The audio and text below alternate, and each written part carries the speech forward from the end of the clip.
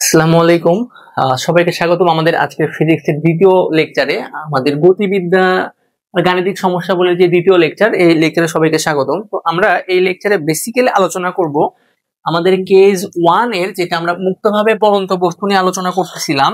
আমরা প্রিভিয়াস ভিডিওতে আলোচনা করেছি যে মুক্তভাবে পড়ন্ত বস্তুর ক্ষেত্রে আমাদের এই সূত্রের জন্য কি কি প্রশ্ন হইতে পারে এবং তার সমাধান আমরা কিভাবে করব, আমরা সেটা করছি। এবার আমাদের আরেকটা সূত্র নিয়ে কাজ করব, সেটা হচ্ছে আমাদের 2 নাম্বার সূত্র। তো মেইন ফর্মুলাটা আমি লিখে নিই, দেখো V square equal to U square plus twice A S. এখানে কিছু কথা, সেটা হচ্ছে এই ফর্মুলাটা হচ্ছে আমার এক্স অ্যাক্সিসের জন্য। আমি যখন এক্স অ্যাক্সিস নিয়ে কাজ করব সেই ক্ষেত্রে আমার ফর্মুলাটা হচ্ছে এইটা। আমি যখন ওয়াই অ্যাক্সিস বা লম্বালম্বি অ্যাক্সিস নিয়ে কাজ করব তখন আমরা এই এটার পরিবর্তে লিখবো হচ্ছে জি, যেটাকে আমরা বলি অভিকর্ষজ ত্বরণ। এটা সবসময় নিচের দিকে কাজ করে। দিকটা আমরা কেন মনে রাখবো, আমরা এরপরে যখন নিক্ষিপ্ত বস্তু নিয়ে আলোচনা করব, নিক্ষিপ্ত বস্তু, তখন আমরা বুঝাবো।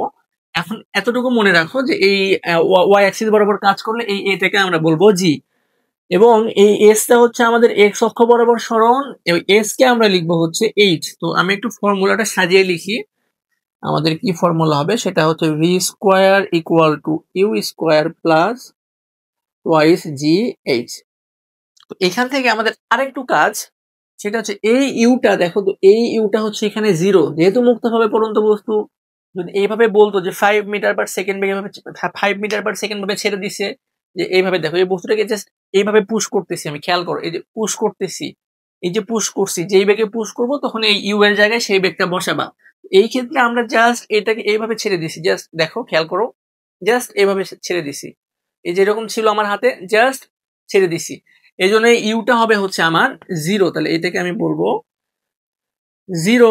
আচ্ছা, তাহলে আমার ফর্মুলা কি দাঁড়ায় দেখো তো, V square equal to twice G H, এবং ভি ইকুয়াল টু আমার আসবে root over twice G H. এখন খেয়াল করো এবার, যে ভি আমরা আগের বারও বের করছি, ভি কোনটা, কত বেগে ভূমিতে আঘাত করবে এই বস্তুটাকে, এইটাকে আমরা বলছি উচ্চতা, এটা আমাদের গ্রাউন্ড, তাহলে কত বেগে ভূমিতে আঘাত করবে, root over twice G H.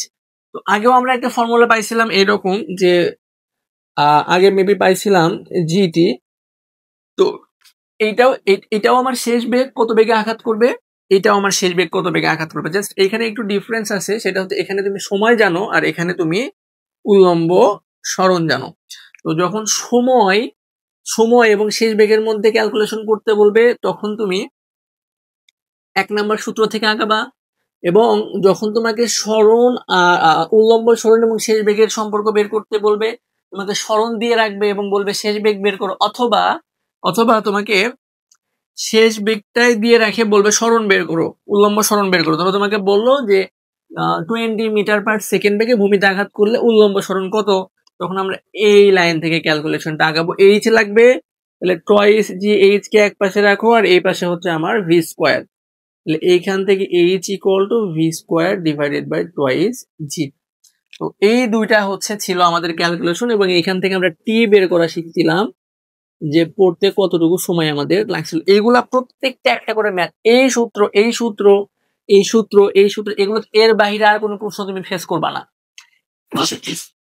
Sorry, এর বাইরে তুমি এর থেকে আর অন্য কোনো ফর্মুলা, অন্য কোনো ম্যাথ প্রবলেম তুমি ফেস করবে না। আমি যেগুলো করাচ্ছি দেখবে এগুলাই বারবার আসবে, এই জিনিসগুলাই বারবার আসবে, ঠিক আছে?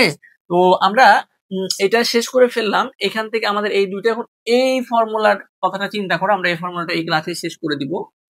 এই ফর্মুলাটা একটু আমি লিখি, এই ফর্মুলা একটু কনসেপচুয়াল, একটু কনসেপ্ট আছে, আমি আগে লিখি একটু। সেটা হচ্ছে আমার S equal to UT plus half A T square, U T plus half A T square. তো এই এসটাকে আমরা লিখবো এইচ, কেন, যেহেতু আমরা উল্লম্ব বরাবর ক্যালকুলেশন করতেছি, এবং এই এটাকে লিখবো জি, যেহেতু ওয়াই অ্যাক্সিস বরাবর আমরা ক্যালকুলেশন করতেছি। তাহলে H equal to UT plus half G T এর উপরে আমার স্কোয়ার। এটা হইলো, এইখান থেকে তুমি এই হাইটটা বের করতে পারবা। আবার তুমি যদি চাও, তোমার কাছে যদি সময় চাই, সময়, তখন তুমি কিভাবে ক্যালকুলেশন করবা, ধরো সময় নির্ণয় করতে বলছে, তো মনে রাখবা আমাদের একটাই ইকুয়েশনে একটাই আননোন রাশি থাকতে পারে, এটা আমরা ছোট ক্লাসে শিখছি। ধরো তুমি একটা আননোন রাশি ধরো এরকম X plus Y equal to 0, এখানে তুমি এক্সও জানো না ওয়াইও জানো না, X minus Y equal to 3। এই জন্য তুমি এইখান থেকে এক্স এর ভ্যালু বের করতে পারবা না, এটা ধরো 2, এবং এবং ওয়াই এর ভ্যালু বের করতে পারবা না। তাহলে তোকে এক্স জানো না ওয়াই জানো না, দুইটা আননোন রাশি, সেই জন্য আমাদের দুইটা ইকুয়েশন সলভ করতে হয়। তো এই এই এই ম্যাথ গুলাতেও তাই, আমরা যখন এই ফর্মুলাতে দেখো এইচ আছে, ইউ আছে, টি আছে, জি আছে, এই তিনটা।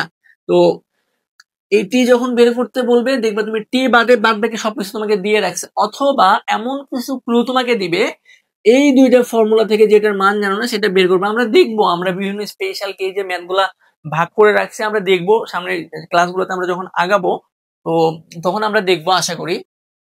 এখন আপাতত এদিকে খেয়াল করো, তাহলে সময় নির্ণয় করতে বলছে, তাহলে এই সমীকরণটাকে আমি এক পাশে নিয়ে আসবো। দেখো U T plus half G T square, এবং এই এইচটা প্লাস অবস্থায় আছে, এই পাশে গেলে হবে মাইনাস। তো এটা একটা দ্বিঘাত সমীকরণ। কি সমীকরণ বলো?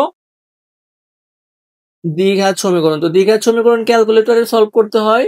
ক্যালকুলেটরে সলভ করে তুমি দেখবা এইখান থেকে টি এর দুইটা মান পাবে, একটা তুমি পাবা পজিটিভ এবং একটা মান পাবা নেগেটিভ। তুমি কি সময় কখনো নেগেটিভ দেখেছো? সময় -12টা, -3টা, -1 ঘন্টা এরকম কিছু কি কখনো দেখেছো? আমি দেখিনি, তুমিও দেখো নাই নিশ্চয়ই, কারণ সময় কখনো নেগেটিভ হয় না। তো আমরা এই অ্যান্সারটা নিব না।